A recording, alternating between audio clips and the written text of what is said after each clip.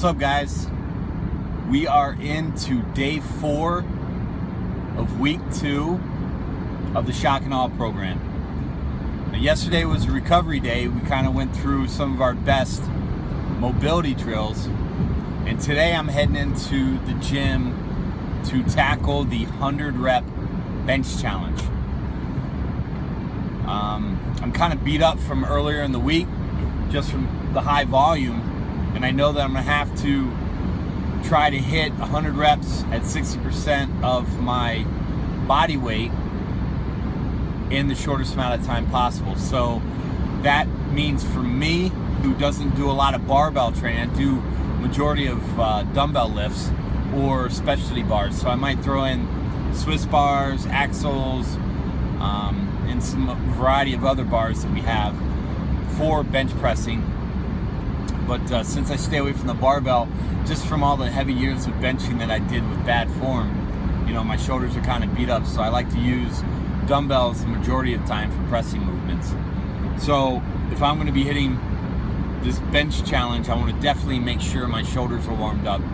So I'm going to go through a whole bunch of shoulder warm-up drills, activate the upper back, get the blood flowing before I tackle any of the barbell benching. Now, with these programs and any program, you got to take ownership. So what I would say to you is, if you know bench pressing kind of hurts your shoulders, I would look for a specialty bar. I would look to modify it or introduce a different implement into it.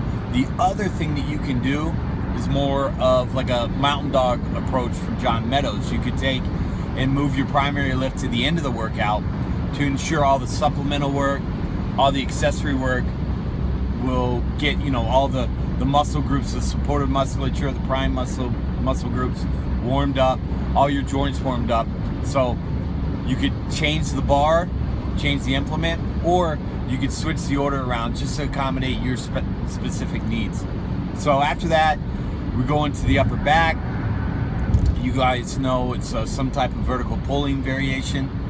And then for this week, I threw in some shrugs and a very specific type of face pulls. So you guys are going to see that.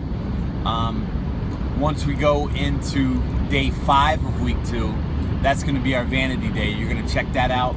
But just going to give you my thoughts around heading into day 4 and what barbell benching means to me. So if you have any questions, leave a comment below, and I'll see you at the gym.